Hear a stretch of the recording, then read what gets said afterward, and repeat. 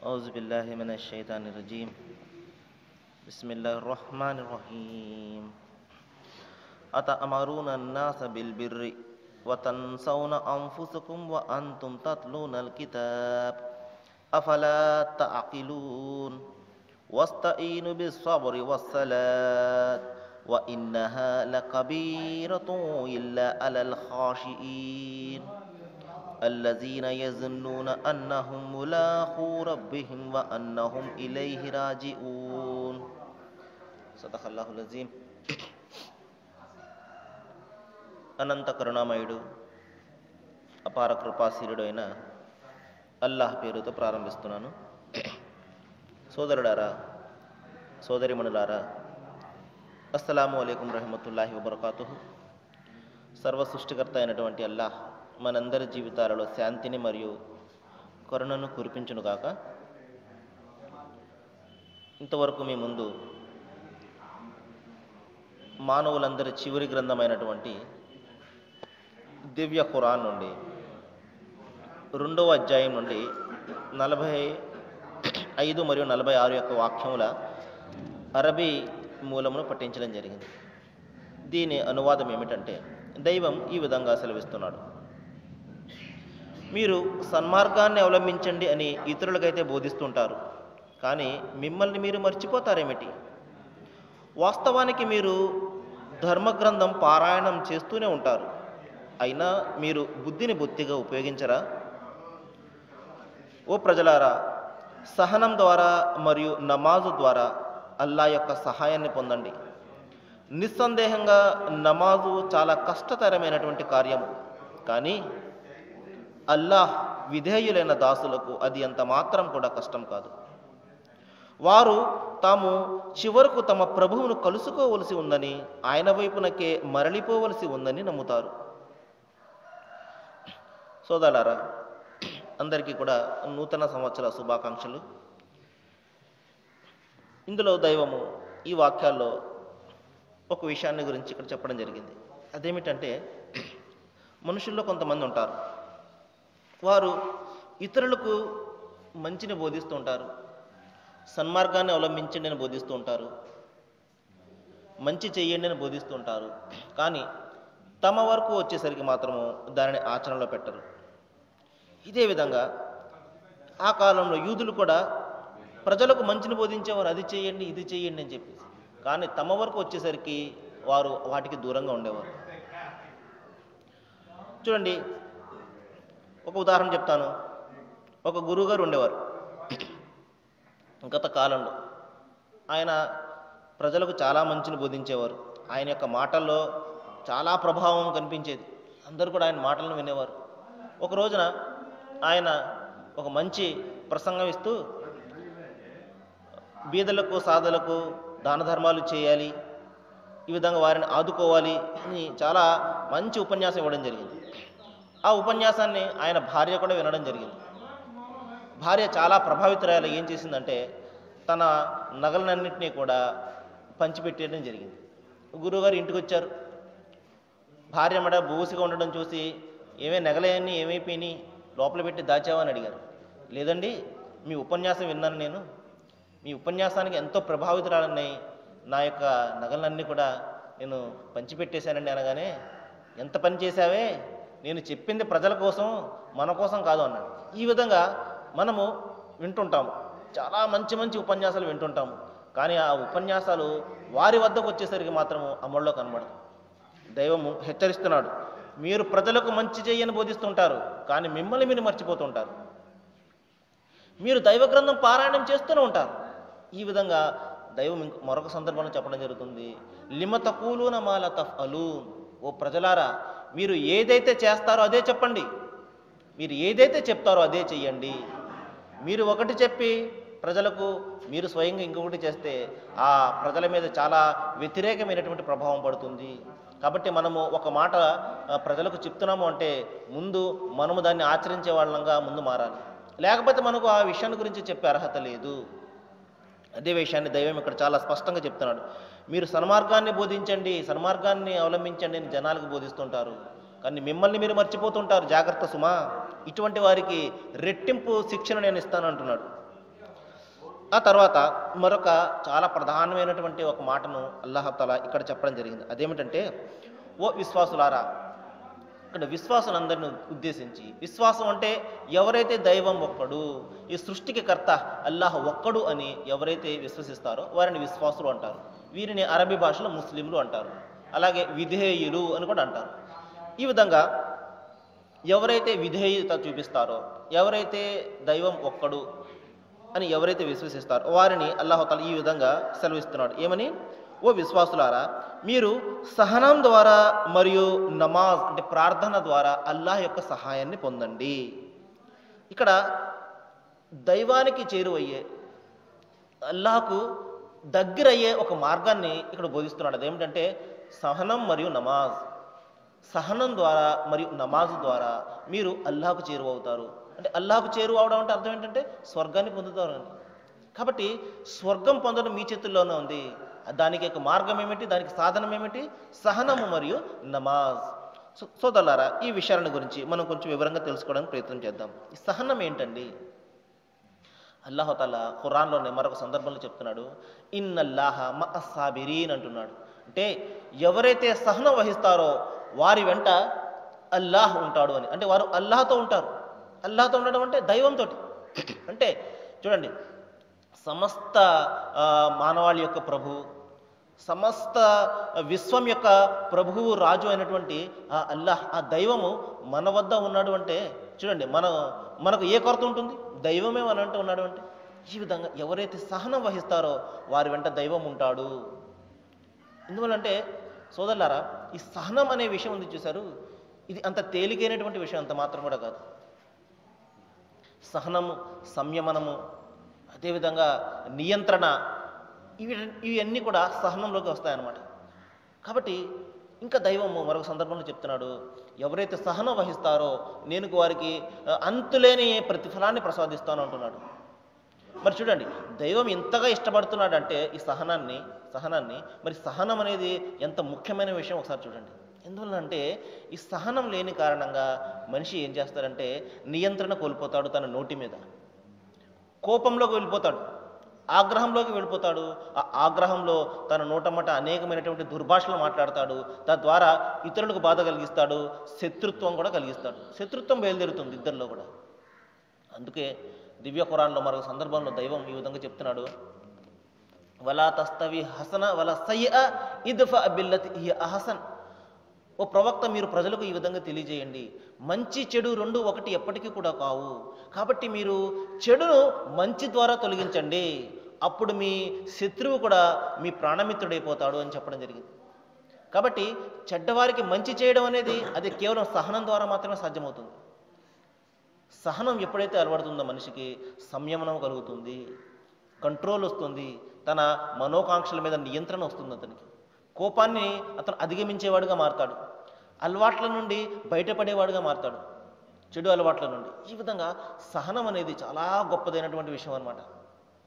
ప్రవక్త ముహమ్మద్ సల్లల్లాహు అలైహి వసల్లం వారు ఈ సహనాన్ని గురించి చాలా చక్కగా అనేకమైనటువంటి సందర్భాల్లో మనకు చెప్పడం జరిగింది. ప్రవక్త వారు చెప్పారు, మరి దైవానికి అత్యంత ఇష్టమైనటువంటి లక్షణం ఏదైనా ఉంది అంటే అది సహనమే. మరి ఎవరైతే సహనాన్ని అలవర్చుకోవాలని అనుకుంటాడో అల్లాహ్ వారికి ఆ సహనాన్ని ప్రసాదిస్తాడు. మరి సహనం కంటే అత్యధికంగా మేళ్లను ఇచ్చేది, అత్యధిక ప్రయోజనాలను ఇచ్చేది మరొకటి లేదు అన్నారు. ఇంకా ప్రవక్త ముహమ్మద్ సల్లల్లాహు అలైహి వసల్లం వారు మరొక సందర్భంలో చెప్పారు, ఒక సందర్భంలో ప్రవక్త సల్లల్లాహు అలైహి వసల్లం వారి వద్దకు ఒక స్త్రీ వస్తుంది. ఆమె మూర్ఛ వ్యాధితో బాధపడుతూ ఉంటుంది.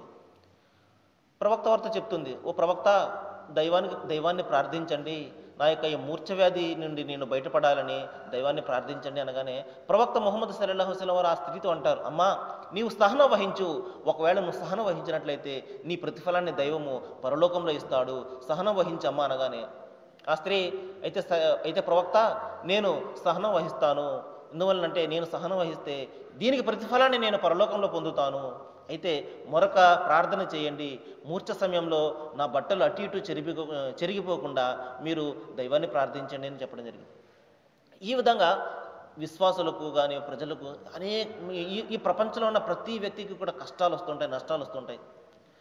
దైవము ఖురాన్లో చెప్తున్నాడు, వల నబులువన్నకుం బిషయ్యిన్ మినల్ ఖౌఫి వల్ జూయి వ నఖ్సిన్ మినల్ అమ్వాలి వల్ అమ్వాత్.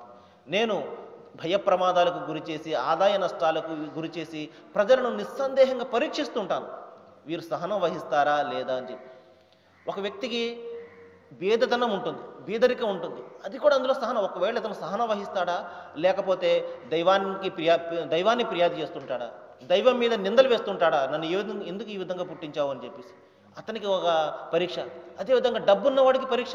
ఈ డబ్బులు అతను తన యొక్క తోటివారి హక్కులను, బీదవారి హక్కులను చెల్లిస్తాడా, లేకపోతే ఈ డబ్బు మాయలో పడి దైవాన్ని మర్చిపోతాడా అని ఇదొక పరీక్ష.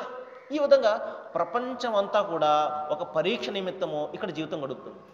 కాబట్టి పరీక్షా కేంద్రంలో కూర్చున్నటువంటి విద్యార్థి పరీక్షకు భయపడితే ఏ విధంగా ఉంటుందో, అదేవిధంగా మనము ఇక్కడ కష్టాలకు నష్టాలకు భయపడితే అదే విధంగా ఉంటుంది. ఎందువల్లంటే ఈ ప్రపంచంలోకి రావడమే మనము కష్టాలను ఎదుర్కోవడానికి, ఈ యొక్క పరీక్ష నిమిత్తం ఇక్కడ రావడం జరిగింది. ఆ పరీక్షలు ఎవరైతే సహనం వహిస్తుంటారో మరి వారికి దైవం ఈ విధంగా అనేకమైనటువంటి బహుమానాలను ప్రసాదిస్తాడు. సోదరులారా, ప్రవక్త సల్లల్లాహు అలైహి వసల్లం, ముహమ్మద్ ప్రవక్త సల్లల్లాహు అలైహి వసల్లం వారి కాలంలో ఆయన కుమారుడు 6 ఏండ్లకు చనిపోవడం జరిగింది. చాలా ఎంతో ప్రేమగా ఆయన పెంచుకున్నటువంటి కుమారుడు 6 ఏండ్లకు చనిపోగానే ప్రవక్త వారికి చాలా బాధ కలిగింది. ఆ బాధలో కూడా ఆయన ఒక మాట అన్నారు. అదేమిటంటే, ఓ నా కుమారుడా, నీ యొక్క వియోగము నన్ను చాలా బాధ పెట్టింది, కానీ ఈ సందర్భంలో కూడా దైవానికి ఇష్టమైనటువంటి మాటే నా నోటమ్మట వస్తుందని చెప్పేసి ఇన్నా లిల్లాహి వ ఇన్న ఇలైహి రాజిఊన్ అని చదవడం జరిగింది. అంటే అర్థం ఏంటంటే, మేమందరం కూడా అల్లాహకు చెందిన వారమే, ఆయన వైపునకి మళ్ళీపోయేవారమే అని. ఈ విధంగా ఎంతో కష్టమైనటువంటి ఆ సందర్భంలో కూడా ప్రవక్త నోటమ్మట దైవానికి ఇష్టమైనటువంటి మాటే ఆయన నోటమ్మట రావడం జరిగింది. సహజంగా ఏం జరుగుతుందంటే, మనిషి కష్టాల్లో ఉన్నప్పుడు, నష్టాల్లో ఉన్నప్పుడు, బాధలో ఉన్నప్పుడు సహనాన్ని కోల్పోయి ఇష్టం వచ్చినట్టుగా మాట్లాడుతూ ఉంటాడు. ఉదాహరణకి మన ఆప్తులే మనం కోల్పోయామనుకోండి, మనము రకరకాలుగా నిందలు వేస్తుంటాం, దైవం మీద నిందలు వేస్తుంటాము, వాళ్ళ మీద నిందలు వేస్తుంటాము, ఆ విధంగా జరిగింది, ఈ విధంగా జరిగింది అని చెప్పేసి మనము ఏడుస్తుంటాం.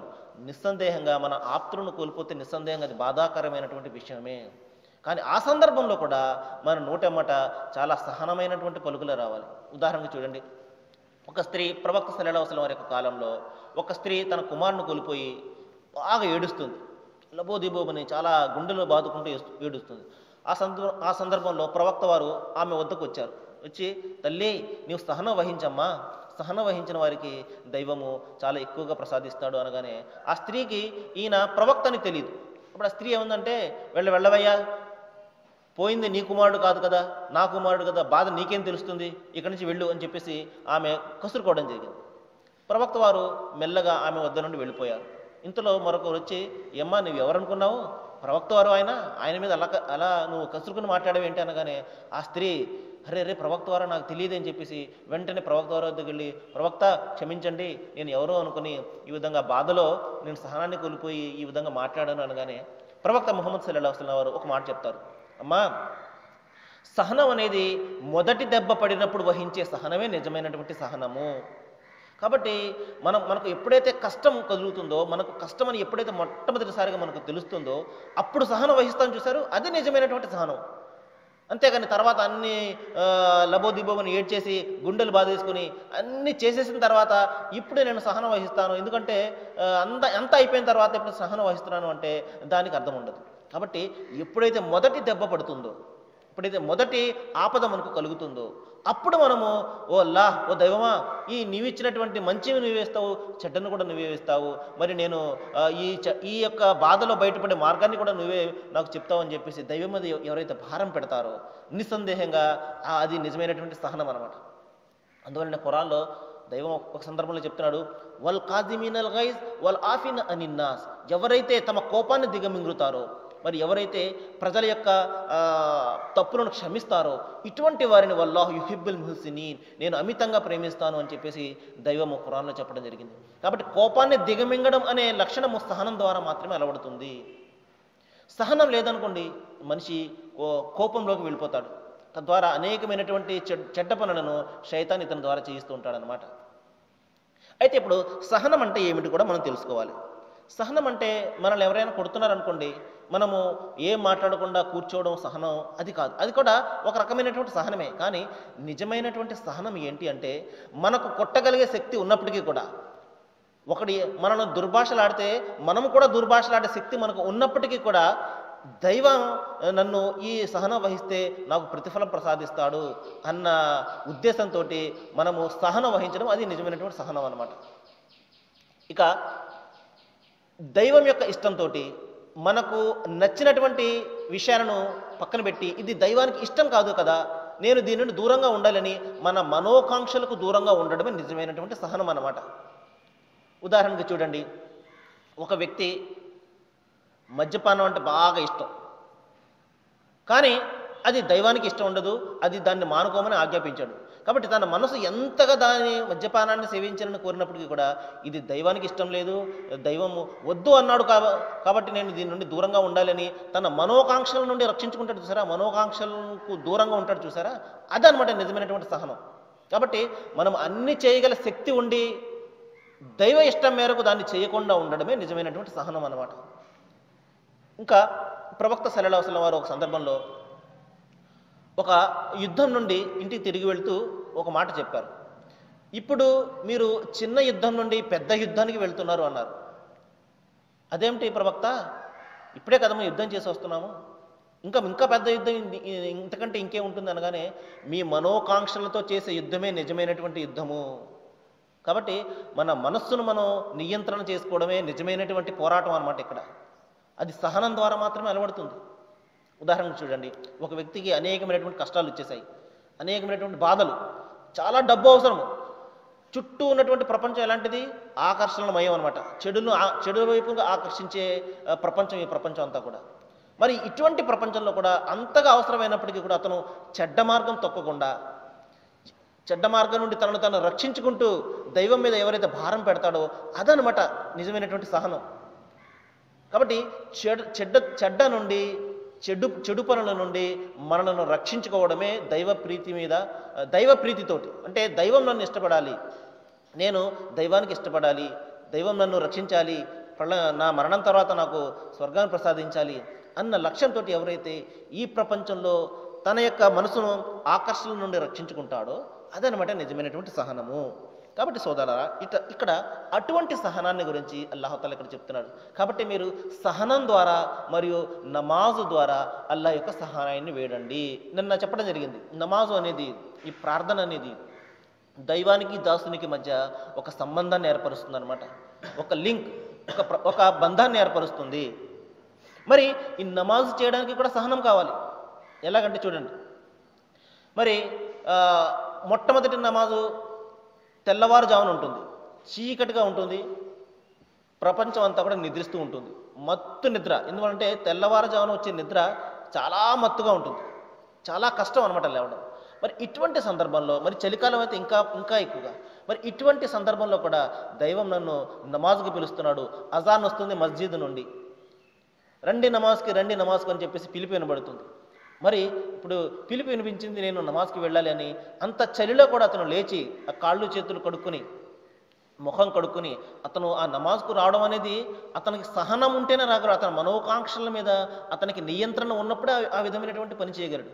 చూడండి, ఈ రోజున మన రాజేంద్ర నగర్లోనే తీసుకుందాం, చాలామంది ముస్లింలు ఉంటారు, కానీ 10% మంది మాత్రమే మస్జిద్కి వస్తూ ఉంటారు, మిగతా 90% మంది ఇళ్లను నిద్రపోతూ ఉంటారు. ఎందుకు? దైవం పట్ల నిజమైనటువంటి ప్రేమ ఉన్న వాళ్ళైతే సహనం వహిస్తారు వాళ్ళు. ఎందుకంటే దైవం ఈ విధంగా చెప్తున్నాడు, మీరు సహనం ద్వారా మరియు నమాజు ద్వారా అల్లాహ్ యొక్క సహాయాన్ని వేడండి. మీరు ఈ 2 పనులు చేయకుండా నాకు దైవ సహాయం రావాలి, దేవుడు నన్ను రక్షించాలి, అల్లాహ్ నన్ను కరుణించాలంటే ఎక్కడి నుంచి కరుణిస్తాడు? ఒకసారి ఆలోచించండి. కాబట్టి ఈ నమాజు ద్వారా మరియు సహనం ద్వారా అల్లాహ్ యొక్క సహాయాన్ని వేడండి. సహాయం ఎలా వస్తుందండి? అల్లాహ్ యొక్క సహాయము నమాజు ద్వారా మరియు సహనం ద్వారా వస్తుంది. కాబట్టి ఇంకా చూడండి, 5 పూట్ల నమాజు చేయడం అనేది చాలా సహనం వహించాలి. ఈ సమయంలో అనేకమైనటువంటి పనులు ఉంటాయి, ప్రపంచంలో అనేకమైనటువంటి ఆకర్షణలు లాగుతూ ఉంటాయి మనిషిని. కానీ ఎన్ని ఆకర్షణలు ఉన్నప్పటికీ కూడా సమయానికి నువ్వు మస్జిద్కి వచ్చి నమాజ్ చేయడం అనేది, అది అతని మనోకాంక్షల పట్ల నియంత్రణ ఉన్నప్పుడు చేయగలడు. ఆ నియంత్రణ అనేది సహనం ద్వారా మాత్రమే వస్తుంది. ఇదన్నమాట నిజమైనటువంటి సహనం. కాబట్టి సోదరులారా, సహనం ద్వారా మరియు నమాజు ద్వారా అల్లా యొక్క సహాయాన్ని వేడండి అని ఇక్కడ చాలా స్పష్టంగా దైవం మనకు సెలవు ఇవ్వడం జరిగింది. నేను మరొకసారి మన సోదరులందరికీ కూడా సోదరిమణులందరికీ కూడా నూతన సంవత్సరం యొక్క శుభాకాంక్షలు తెలియజేస్తున్నాను మా ముస్లిం సోదరులందరి తరపు నుండి. ఈ సంవత్సరము అల్లాహుతాలా దైవము మనందరినీ కూడా మనకు ఏ కష్టాలు ఉన్నప్పటికీ కూడా ఏ బాధలు ఉన్నప్పటికీ కూడా అన్నింటినీ కూడా తొలగించి మన జీవితాలలో దైవము ఈ సంవత్సరం శాంతిని మరియు శుభాలను ప్రసాదించుగాక. అదేవిధంగా మనందరికీ కూడా అల్లాహుతాలా మనందరి మనసులను కలిపి అందరం కూడా శాంతిగా మనం జీవించే అల్లాహుతాలా భాగ్యాన్ని అందరికీ కూడా ప్రసాదించుగాక. దైవము అందరి జీవితాలలో శాంతిని ప్రసాదించుగాక. వాఖిరు దావానా అనిల్ హమ్దులిల్లాహి రబ్బిల్ ఆలమీన్. అస్సలాము అలైకుం.